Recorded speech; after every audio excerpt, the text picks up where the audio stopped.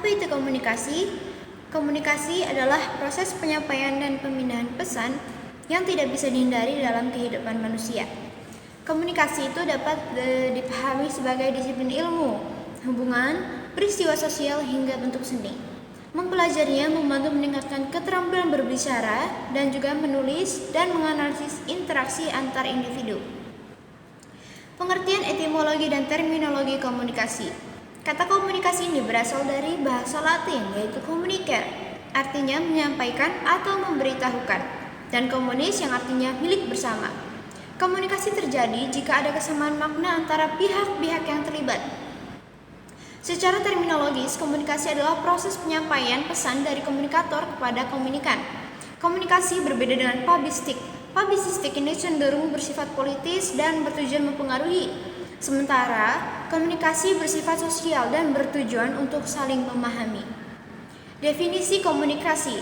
Komunikasi berdasarkan prinsip-prinsip pendefinisian para pakar, maka Dance 1970 dan Steppers berhasil menyusun 6 kategori serba makna atas definisi komunikasi, yaitu yang pertama, komunikasi sebagai aktivitas dari suatu pihak, Stephen 1950. Yang kedua, aktivitas yang datang dari pihak lain atau mempengaruhi, Hoffman 1948. Yang ketiga, komunikasi yang menekankan hubungan, Cherry 1964. Yang keempat, komunikasi yang menekankan sharing atau pemilikan, Gold 1959. Yang keenam, komunikasi sebagai transmisi informasi, Toda 1967. Yang keenam, komunikasi sebagai penggunaan lambang, Callan 1939. Definisi komunikasi menurut para ahli lainnya yaitu yang pertama Everett M. Rogers dan Lawrence Kinsey 1981, bahwa proses pertukaran informasi ini hingga tercapainya saling pengertian. Yang kedua, Shannon and Weaver 1949, interaksi manusia yang mempengaruhi baik verbal maupun non-verbal. Lalu ada Carl Holland 1948, individu mentransmisikan stimulus untuk mengubah perilaku individu yang lain. Lalu ada David Cabirlo 1965, komunikasi adalah alat interaksi sosial untuk memahami orang lain dan diri sendiri demi keseimbangan sosial.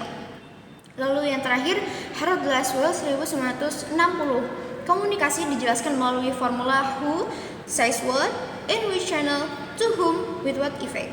Nah, lalu selanjutnya ruang lingkup komunikasi berdasarkan paradigma Laswell dan penjabaran Effendi. Ada bentuk komunikasi, yaitu pertama personal, yang kedua kelompok, lalu kalau kelompok ini terjabar itu ada small group, large group, dan juga selanjutnya itu yang ketiga massa. Massa itu seperti pers, televisi, atau film.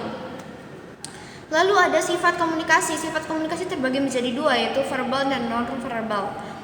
Lalu teknik komunikasi, ada journalism, yaitu penyampaian informasi secara objektif melalui media massa. Yang kedua, public relation atau PR, membangun citra dan hubungan baik antara organisasi dan publiknya. Lalu advertising, komunikasi yang bersifat promosi, biasanya berbayar untuk mempengaruhi konsumen. Lalu ada propaganda, artinya menyampaikan informasi yang sengaja dimanipulasi untuk membentuk opini publik. Lalu ada publicity, yaitu penyebaran informasi tanpa biaya, seringnya itu melalui liputan media. Lalu ada metode komunikasi, ada informative communication, itu menyampaikan informasi. Lalu yang kedua persuasive communication, yang artinya mempengaruhi pikiran, sikap, atau tindakan seseorang. Lalu ada instructive communication, berarti memberi perintah atau instruksi. Lalu selanjutnya fungsi komunikasi.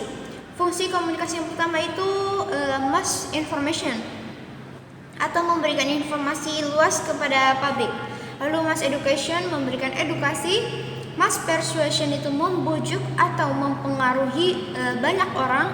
Lalu ada mass entertainment, itu memberikan hiburan melalui media komunikasi. Selanjutnya, tujuan komunikasi. Ada social change atau social participation, mendorong perubahan sosial dan partisipasi masyarakat. Lalu yang kedua, attitude change, mengubah sikap individu atau kelompok. Ada opinion change, mengubah pandangan atau pendapat seseorang. Lalu ada behavior change, mengubah perilaku atau tindakan seseorang.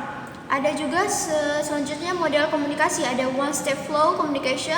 Informasi ini langsung dari media ke publik tanpa perantara. Lalu ada two step flow communication, berarti informasi ini dari media ke opinion leader, lalu itu langsung ke publik. Lalu ada multi step communication, berarti ini informasi mengalir melalui banyak tahapan dahulu dari individu sebelum sampai ke khalayak. Lalu ada bidang komunikasi ini ada social communication, komunikasi dalam hubungan sosial sehari-hari. Lalu ada management organizational communication, lalu ada business communication, ada juga political communication seperti dalam dunia politik, contohnya kampanye, kebijakan dan lain sebagainya. Ada cultural communication, komunikasi antar budaya, ada juga traditional communication, komunikasi berbasis tradisi, misalnya simbol atau cerita rakyat.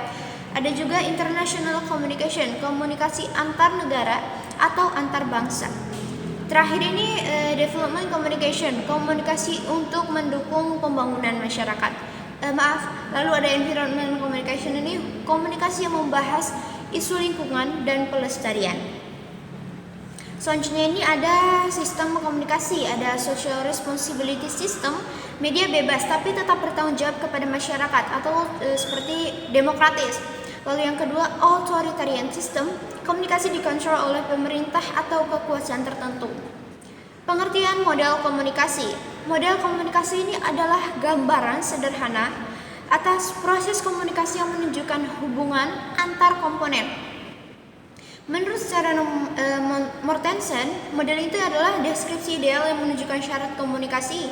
Dan menurut John Fiske 1990, membagi model komunikasi dalam dua mazhab, yang ditransmisi pesan fokus pada proses penyampaian pesan, encode and decode, saluran dan kegagalan komunikasi. Lalu yang kedua, produksi dan pertukaran makna, fokus pada interaksi pesan dan makna yang dihasilkan. Lalu ada fungsi model komunikasi. Menurut Gordon, Wiseman, and Barker, yang pertama melukiskan proses komunikasi, yang kedua menunjukkan hubungan visual, yang ketiga membantu mengatasi hambatan komunikasi. Lalu menurut Deutsch 1966, yang pertama organizing, artinya menyusun bagian proses, explaining, menjelaskan, predicting, memprediksi hasil komunikasi, heuristic, memahami sistem komunikasi secara menyeluruh. Lalu jenis-jenis model komunikasi, ada model komunikasi linear. Linear ini adalah model komunikasi satu arah di mana pesan mengalir langsung dari pengirim ke penerima tanpa umpan balik. Penerimanya ini bersifat pasif. Model komunikasi linear ini contohnya diantaranya model komunikasi Aristoteles, komunikasi Laswell, komunikasi SMCR Berlo, dan model komunikasi Shannon and Weaver. Lalu yang kedua, model komunikasi transaksional. Model komunikasi transaksional ini adalah model dua arah yang menekankan peran aktif pengirim dan penerima dalam membangun hubungan. Komunikasi dipengaruhi oleh konteks sosial, hubungan, dan budaya. Di antaranya adalah model komunikasi transaksional Barnum. Lalu yang ketiga, model komunikasi interaksional. Model komunikasi interaksi adalah model dua arah yang umum digunakan dalam media modern seperti internet. Model ini mencerminkan pertukaran pesan secara bergantian antara pengirim dan juga penerima. Model komunikasi yang merujuk pada model komunikasi interaksional ini adalah model Osgood dan Scrum. Baik, segitu saja penjelasan mengenai bab 1 berjudul Ruang Lingkup Komunikasi. Sekian, terima kasih.